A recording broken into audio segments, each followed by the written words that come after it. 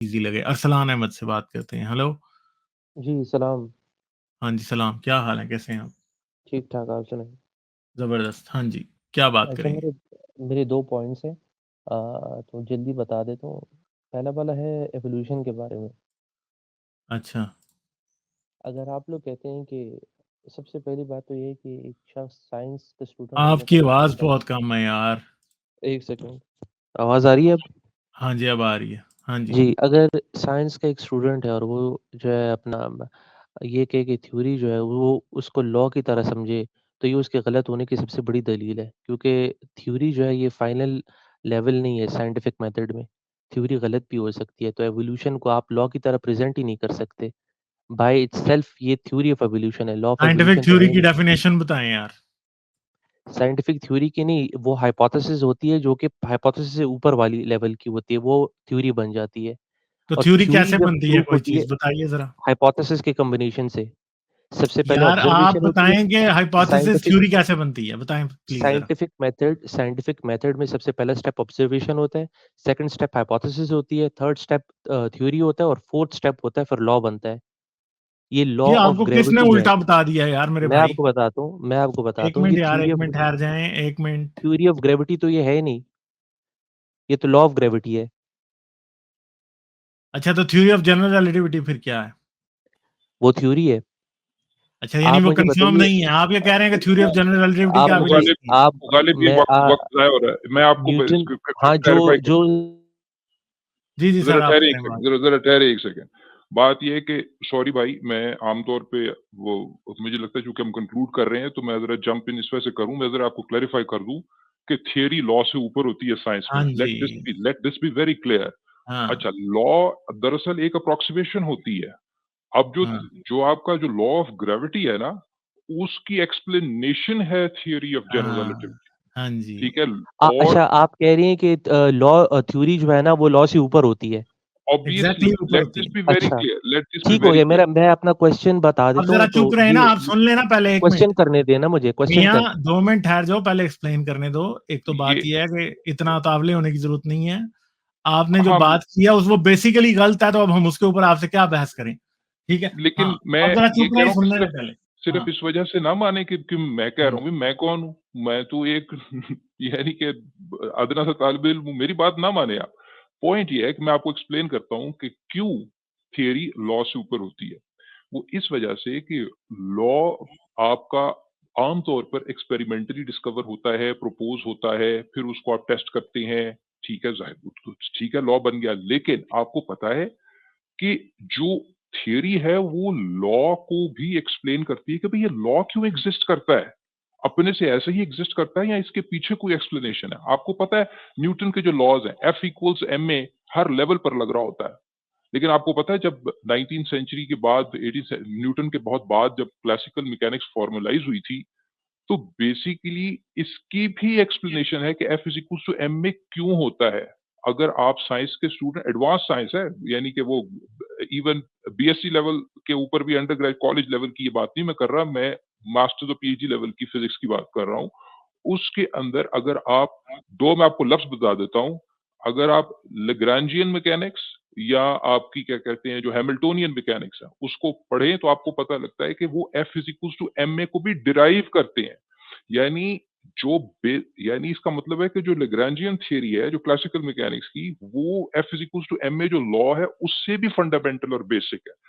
Basic और fundamental वो चीज़ होती है, जिससे बाकी सारी चीज़ें डिराइव हो सकती हैं।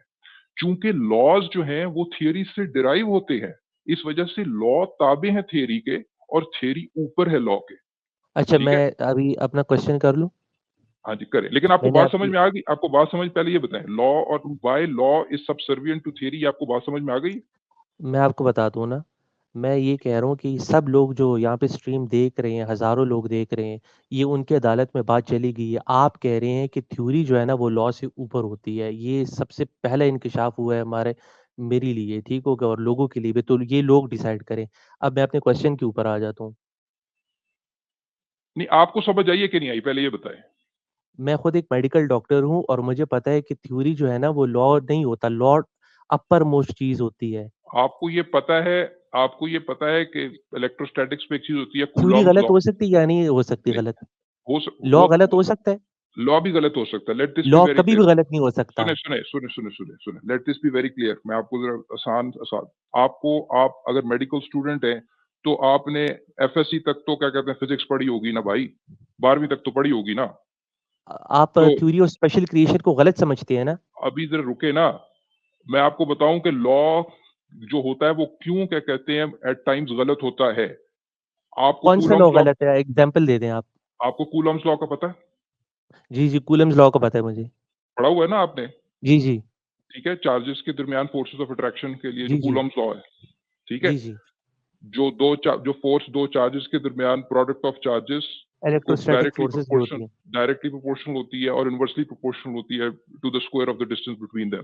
ठीक है, आपको पता है कि ये लॉ सर्टेन सिचुएशन में क्यों गलत है? वो इस वजह से कि स्पेशल थ्योरी ऑफ रिलेटिविटी उस वक्त नहीं आई हुई थी।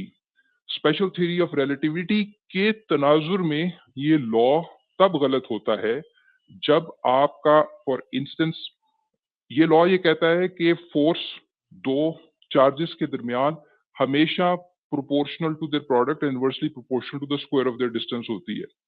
अगर दो चार्जेस एक दूसरे से बहुत दूर हैं, मैं एक चार्ज को थोड़ा सा हिलाता हूं, ये चार्ज ये लॉ ये प्रिडिक्ट करता है कि दूसरे एंड पर फोर्स इंस्टेंटेनियसली चेंज हो जाएगी। मगर स्पेशल थ्योरी ऑफ रिलेटिविटी ये बताती है कि उसको भी टाइम लगेगा, क्योंकि स्पीड ऑफ लाइट से तो कोई चीज आगे बढ़ नहीं सकती। तो ब्रदर, आप दरअसल चार्जेस को स्पीड ऑफ तो लाइट से कैसे कंपेयर कर रहे हैं? यानी अभी जो लोग साइंस आप पढ़ रहे रुके हैं ना, ना। मैं आपको, आप इस पर सर्च कीजिएगा कि फिजिक्स के प्रोफेसर से बात कीजिएगा, they will explain to you कि कूलॉम्स लॉ की लिमिटेशंस हैं। इसी वजह से, और ये लिमिटेशंस थियरी ने आपके सामने क्या कहते हैं रखी हैं। वो हर समझ आई चीज की बात? लिमिटेशन होती है। इसी वजह, लॉ ऑफ ग्रेविटी की भी जो है ना हाँ, लिमिटेशंस है। तो उसको उसको उस लॉ ऑफ ग्रेविटी की या लॉ ऑफ ये जो आप इलेक्ट्रोस्टैटिक फोर्स ऑफ अट्रैक्शन का जो लॉ है, उसकी लिमिटेशन एक्सपोज थियरी ने की है, special theory of brother relativity ने की है। ब्रदर मेरा एक सवाल है आपसे, थ्योरी एक गलत मिनट, साबित मेरा हो भी सकती है या आपसे एक नहीं? सवाल है। आप पिछली बार मोहम्मद मेहरान नाम रख के आए थे। नहीं, मैं पहली दफा आई हूँ स्ट्रीम में। अरसलान अहमद मेरा नाम है। भाई लॉ भी आपको भाई मैंने अभी आप बता दिया कि वो लॉ थ्योरी जो गलत है, साबित हो सकती है या नहीं? लॉ भी गलत साबित हो सकता है, दोनों गलत साबित हो सकते हैं। आप मुझे पूरी साइंस में, पूरी आज मैंने तक की आपको तारीख अभी में बताया, मैंने आपको अभी कौन सा लॉ बताया गलत साबित हुआ? मैंने आपको अभी बताया है कि there are situations when Coulomb's law is not correct. ठीक है, आपको ये समझना विच पड़ेगा ना, मतलब जो सिचुएशन? मैं आपको अभी आपको मैंने बताया है कि अच्छा जब आप ठीक, भाई चार्ज, भाई अच्छा, मुझे मैं एक बात समझने की बताइए, कोशिश आपको कर रहा ये हूँ। नहीं समझ आ रही कि भाई सब्सटेंशियल भाई आपको समझा रहे हैं, आपको नहीं नहीं समझा रहे हैं बार बार बड़े अच्छे मैं तरीके से, गूगल में लिखने और के लेके आया हूँ ना। आप उनकी बात सुन नहीं रहे, आप नहीं, जस्ट मैं जवाब गूगल देना में चाह रहे हैं। नहीं नहीं, आप मैं गूगल, नहीं आप नहीं एक सेकंड भाई। बात सुन, आप उनकी नहीं बात नहीं को सुने और फिर जवाब दें। जी आपने जी बोला मैं मैं डॉक्टर हूँ, आप पॉइंट ऑफ अथॉरिटी से आने की कोशिश करें कि आप नहीं नहीं नहीं वो भी भाई। काफी पढ़े लिखे हैं, आप अच्छा उनकी बात सुने और उसका जी उसका जी जवाब दें। आप बैठे हुए भाई बस मैं उसको नेगेट साबित करने के लिए। अच्छा एक लाइन बोल दूं, फिर उसके बाद भाई का जवाब ले लेता हूँ। आप मुझे सिर्फ ये बताइए, मेरे कहने का मकसद ये है, और जो लोग सुन भी रहे हैं इस स्ट्रीम को, आप कह रहे हैं कि कूलम्स लॉ गलत है, ठीक है, गलत कूलम्स साबित लॉ होता है, अंडर ठीक? सर्टेन सिचुएशंस गलत जी, है जी। और वो वो एक एक्सपोज सिचुएशन होता है। बता दें ताकि हम उसको यूट्यूब में फिर उसको स्टडी करें, ताकि आप कौन-सी जरूर पढ़ें, सिचुएशन है। यूट्यूब में कौन स्टडी करता है यार? अच्छा, नहीं गूगल में स्टडी कर लेंगे, नहीं, यूट्यूब में गूगल नहीं में मिलते भी स्टडी नहीं होती भाई। गालिब, तो कहाँ यूट्यूब भी पर भी। होती है? ओहो भाई भाई, बात एक्सपेरिमेंट से स्टडी होती है, ठीक है। सुने, मैं आपको एक्सप्लेन और कर दूसरी देता हूँ। बात यह है कि आपको ये बात समझ नहीं आ रही कि स्पेशल केसेस में लॉज भी गलत होते हैं। ये बात अगर आपको समझ नहीं आ रही ना, तो इससे पता लग रहा है कि आप एक तो अपना माइंड बना के आए हो और आप कुछ भी सुन के समझने की कोशिश नहीं कर नहीं, रहे नहीं हो। समझ रहा ठीक है, हूँ, नहीं मैं नहीं, आपका एक पॉइंट मिनट ले रहा मियाँ, हूँ। नहीं, नहीं भाई। मियाँ चुप रहो, ठीक है। बात जब कर रहे हैं ना, तो एक तो काटो ना बार बार। ये जो अपना कॉन्डेंसेंडिंग बिहेवियर है ना, ये कहीं और जाके दिखाना। बात आपको समझ नहीं आ रही, लैक ऑफ अंडरस्टैंडिंग आप क्या, और आप ऊपर से मिलने की कोशिश कर रहे हो, ठीक है। तो अब जरा तमीज से रहना, ठीक है, और बात सुनना। पहले आपको बात का कख पता नहीं है और आप ऊपर से मिलने की कोशिश कर रहे हो। आपको मैं भैया, आप अपना माइंड बना के आए हो। ये आप जैसे लोग हमने 10 बार देखे हैं, जो कि क्या समझ के आते हैं, अच्छा जी थ्योरी जो है वो तो लॉ जो है वो थ्योरी से सुपीरियर है। ये जम्पशन असल में गलत है, और आप क्योंकि इसकी बेस पर जो है कंक्लूजन ड्रॉ करना चाहते हो, इसलिए आप इसको चैलेंज होता देख के एरोगेंट बिहेव करने की कोशिश कर रहे हो सिर्फ और सिर्फ। तो भैया इस तरह के तमाशे, शेनानिगन्स हमने 100 बार देखे हैं। टेंट्रम्स इधर बड़े लोग आके थ्रो करते हैं, ये भाई ऐसे बात नहीं चलती इधर।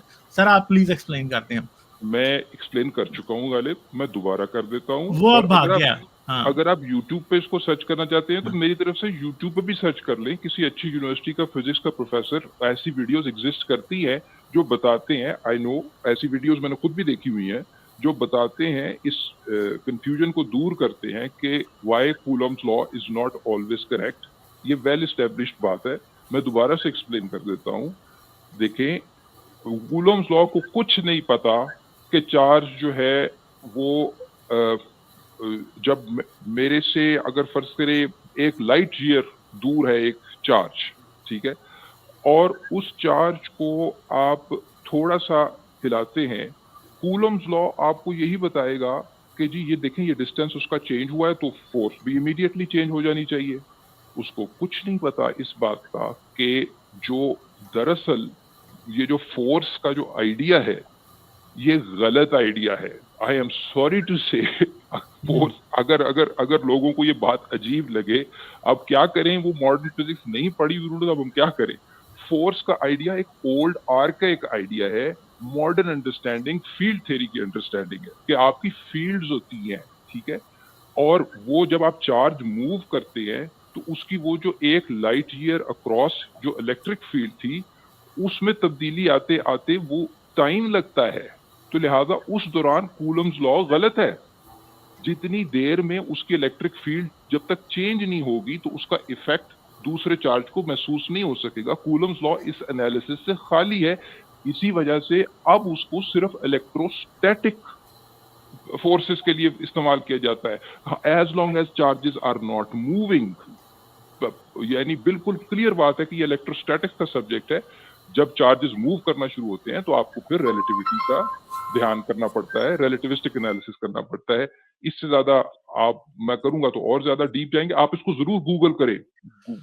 सर दूसरी एग्जांपल लॉ ऑफ ग्रेविटेशन के बारे में भी तो है ना, वो मर्क ऑर्बिट के प्रोसेशन को एक्सप्लेन ही नहीं कर सकता, ठीक है, वो तो नहीं करता ना, नहीं कर सकता। तो इसका मतलब है कि ये कह रहे हैं लॉ सुपीरियर है जनरल रिलेटिविटी से, तो यार ये तो बात ही स्टूपिड है। जनरल रिलेटिविटी बता रही है कि प्रोसेशन क्यों होता है, ना सिर्फ ये बता रही है कि प्रोसेशन क्यों होता है, बल्कि प्रोसेशन को सक्सेसफुली प्रिडिक्ट भी कर रही है।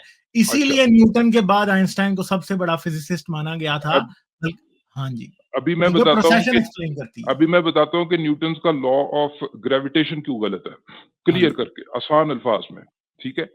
बात यह है, अगेन बड़ा मिलता जुलता लॉ है, वो जो हमने पता नहीं छठी जमात में पढ़ा देते हैं बच्चों को, तो याद ही होगा कि वो जिस तरीके से हम इधर कूलम्स लॉ की बात कर रहे थे कि वो प्रोडक्ट ऑफ चार्जेस है, उसकी शक्ल भी काफी मिलती जुलती है। इसमें जो फोर्स है वो product of masses divided by the square of the distance between them, ठीक है ना, टाइम्स अ कांस्टेंट। ये आपको फोर्स, न्यूटन ये आपको लॉ देके गया। अच्छा, ये कहने को लॉ है मगर ये बिल्कुल गलत है अंडर सर्टेन सिचुएशंस। पहली बात ये है कि एक तो वो फील्ड वाली बात, चूंकि न्यूटन को भी फील्ड थ्योरी का एनालिसिस नहीं था, ये ग्रेविटेशनल वेव्स तो अभी पीछे क्या कहते हैं डिस्कस हुई।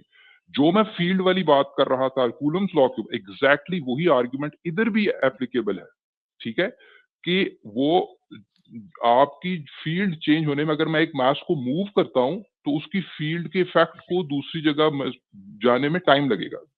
लेकिन मोस्ट इंपॉर्टेंट, आइंस्टाइन की पिक्चर जो सामने लेकर आए, आपको पता है फोटोन का तो कोई मास नहीं होता, फोटोन तो मासलेस पार्टिकल है। अच्छा, देयरफॉर अगर आप ये कहें कि लाइट एक बड़ी हैवी ऑब्जेक्ट के पास से जा रही है, तो अगर आप इसका जो न्यूमरेटर है Gm1m2/r², जो इसका फॉर्मूला आपको छठी जमात में याद करवाया गया, तो लाइट के जो पार्टिकल का मास तो 0 है, तो लाइट के ऊपर तो फोर्स लगनी नहीं चाहिए, तो लाइट को तो बेंड करना ही नहीं चाहिए हैवी ऑब्जेक्ट के पास से। तो ये लॉ गलत हो गया ना। F = Gm1m2/r² wrongly predicts that light will remain unaffected in the presence of a heavy object. आपके पास लाइट की बेंडिंग, जो ग्रेविटेशनल लेंसिंग का एविडेंस जो है वो हार्डकोर आपके पास अवेलेबल है। आइंस्टाइन की जनरल थ्योरी ऑफ रिलेटिविटी ये बताती है कि ये बात ही गलत है कि दो चीजों के दरमियान कोई फोर्स एग्जिस्ट करती है। वो ये कहती नहीं है कि ग्रेविटी एक फोर्स है। हाउ आपको ये बातें अजीब लगेंगी, मगर this is the modern understanding of physics. Modern understanding नहीं, 100 साल से ऊपर होगी जिसको मैं मॉडर्न कह रहा हूँ। ये भी बात बड़ी पुरानी है। खैर, पॉइंट ये है, आइंस्टाइन की जनरल थ्योरी ऑफ रिलेटिविटी के मुताबिक आपका जो हैवी ऑब्जेक्ट है उसकी फील्ड जो है वो स्पेस को वॉर्प करती है। जिस स्पेस को वॉर्प करने का मतलब ये है कि अगर कुछ पॉइंट्स मौजूद हैं जो अगर क्या कहते हैं स्ट्रेट लाइन में मौजूद थे, अगर किसी चीज ने मूव करना है एक पॉइंट से दूसरे पॉइंट तक स्पेस में, वो पॉइंट्स ही मूव हो जाते हैं। तो देयरफॉर लाइट के पास ऑप्शन ही नहीं है कहीं और जाने का, देयरफॉर लाइट बेंड करती है। Law of gravitation was wrong. Einstein's general theory of relativity, theory of relativity, late this be very clear, Einstein की जनरल रिलेटिविटी की थियरी ने लॉ ऑफ ग्रेविटेशन की कमियों को एक्सपोज किया। लॉ गलत था, थियरी सही है। अब आप बताइए, थियरी बेहतर है या लॉ बेहतर है?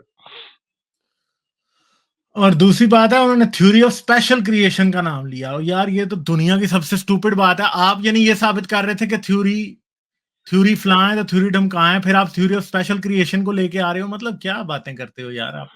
मतलब आप जिन चीजों के नाम ले रहे हो उनको थ्योरी कहना भी एक स्टूपिड बात है असल में। नौजवान आदमी का गालिब हाँ। कोई मेडिकल स्टूडेंट है, दूसरे सेकंड या थर्ड ईयर में, या नया नया ग्रेजुएट होगा, हाउस जॉब रेजिडेंसी कर रहे होंगे, ऐसे ही होते हैं हमारे स्पेसिमेंस। चलें ठीक है। क्रिश्चियंस अगेंस्ट डायनासोर्स ने कहा law of gravity given by Newton also fails in some cases. वो अभी सब्सटेंशिया ने बता ही दिया ना।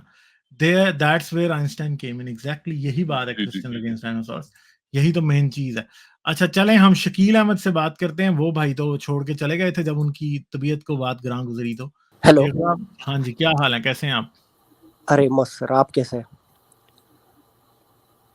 हेलो। ठीक ठाक। हाँ जी, क्या बात करेंगे?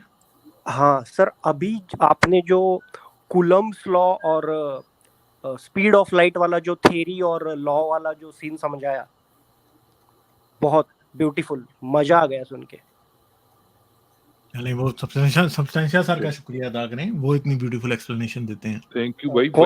वेल नोन बातें हैं, ये 100 साल पुरानी है, नई बात हाँ नहीं की, बट मैंने इस कॉन्टेक्स्ट में कभी सोचा नहीं था। जी जी But जी, अच्छा है, very आपको beautiful, समझ sir. आ गया। I am happy. इस पर और पढ़िएगा, अगर आपको इंटरेस्ट है इन सब्जेक्ट्स में तो और पढ़ें।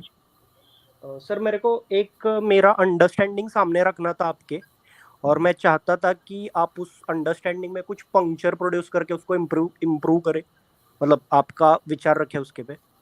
तो वही थ्योरी और लॉ पे जो है कि थ्योरी क्या है और लॉ क्या है, तो क्या मैं बताऊं? जी जी, करिए बात। तो मैंने जितना पढ़ा है उस हिसाब से लॉ जो होता है वो ऑब्जर्वेशंस पे बेस्ड होता है। जैसे कि फर्स्ट लॉ ऑफ थर्मोडायनेमिक्स कि energy neither be created nor be destroyed. तो अपन ने बहुत सारी सिस्टम्स को ऑब्जर्व किया और उससे एक लॉ बनाया कि ऐसा ही हो रहा है हर सिस्टम में। बट जो थ्योरी है वो फंडामेंटल मैथमेटिक्स से उसको थ्योरम की तरह प्रूव किया जाता है। फंडामेंटल मैथमेटिकल कंपोनेंट्स को लेके जब अपन किसी लॉ को या किसी फिनोमिना को मैथमेटिकली थ्योरम की तरह प्रूव करते हैं, then it becomes theory. Is it correct interpretation? मतलब कि बाय एंड लार्ज बात बिल्कुल ठीक है, यानी वो उस लॉ की अंडरस्टैंडिंग का एक पूरा थियोरेटिकल फ्रेमवर्क देती है। एज अ रिजल्ट या तो वो लॉ को गलत साबित करती है या उसको इम्प्रूव करती है by making further predictions. Theory को भी, जो अगर उसका मैथमेटिकल फ्रेमवर्क है, वो भी काफी नहीं है। वो भी जब उसकी प्रेडिक्शंस का भी जब एक्सपेरिमेंटल एविडेंस आता है तो फिर वो सॉलिडिफाई होती है। और वो जब सॉलिडिफाई होती है तो उसको लॉ का नाम देना कहीं ये भी कोई कानून नहीं है, यानी ये भी कोई लॉ नहीं है कि जब थियरी का एक्सपेरिमेंटल एविडेंस आ जाएगा तो उस वक्त हमने उसे लॉ कहना है। जब आइंस्टाइन की जनरल थ्योरी ऑफ रिलेटिविटी का हार्डकोर एविडेंस मिल गया था ग्रेविटेशनल लेंसिंग के थ्रू, उसके बाद भी उसे जनरल थ्योरी ऑफ रिलेटिविटी कहते हैं, कोई जनरल लॉ ऑफ रिलेटिविटी नहीं कहते। बिकॉज थ्योरी एक ज्यादा पावरफुल चीज है क्योंकि वो बहुत ज्यादा लॉज को एक्सप्लेन करती है। यानी आप ये समझें, बहुत सारे laws can be a consequence of a theory. Okay. और सर थ्योरी के लिए मैथमेटिक्स से आना जरूरी है, राइट? थ्योरम्स की तरह। आर्गुमेंट बेस्ड भी होती है। At the end of the day maths एक सिंबॉलिक आर्गुमेंटेशन की लैंग्वेज। ओके फॉर इंस्टेंस मैं हमेशा कहता हूं कि अगर आप डार्विन की ओरिजिन ऑफ स्पीशीज का चैप्टर नंबर 4 पढ़ें, वो लिखा तो उसने इंग्लिश में था, मगर उसका स्ट्रक्चर बहुत मैथमेटिकल है। वो ऑलमोस्ट थियरम लेवल पर ओके आकर अपने आर्ग्यूमेंट से नेचुरल सिलेक्शन के थियरम को प्रूव करता है। और बाद अज़ां 20th सेंचुरी में देयर वर मैथमेटिशियंस जिन्होंने नेचुरल सिलेक्शन के थियरम्स पेश किए। उनमें रोनाल्ड फिशर का नाम सबसे ऊपर है, जॉर्ज प्राइस दूसरा मैथमेटिशियन है जिसकी प्राइस इक्वेशन जो है वो नेचुरल सिलेक्शन की का एक किस्म का थियरम है। जरा एसोटेरिक किस्म का है क्योंकि बायोलॉजिस्ट इन चीजों को ज्यादा नहीं वो पढ़ते। ये जरा मैथमेटिकल चीजें, मेरे ख्याल से दोनों ही चीजों की जरूरत है। मैथमेटिकल फ्रेमवर्क आपको आइडियाज जनरेट करने में मदद देता है, लेकिन हम उसकी प्रिडिक्शंस को भी तभी मानेंगे जब एक्सपेरिमेंटल एविडेंस होगा। ओके ओके तो आप कह रहे हैं कि आर्ग्यूमेंट बेस्ड थ्योरी भी हो सकती है जैसे कि डार्विन की। जी जी जी, okay thank you sir. Backed by evidence.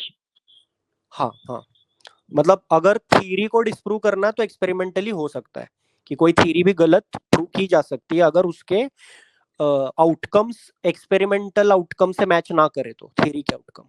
Exactly. Okay और ओके लॉ भी थैंक गलत साबित हो सकता है अगर उसकी काउंटर एग्जांपल आ जाए, और ऐसा हिस्ट्री में कई बार हुआ है।